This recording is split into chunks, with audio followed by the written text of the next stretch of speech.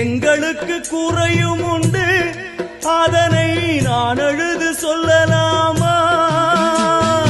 என் தாயும் நீ இருக்க உந்தன் செல்ல மகன் பாடலாமா? காளி மகமாயி கருமாரி அபிராமி என பாடியது கேட்கவில்லையா? செல்வங்களும் நற்புகழும் வந்துவிடும் மனமதில் நிம்மதியும் தேவையல்லவா தாயே, நிம்மதியும் தேவையல்லவா?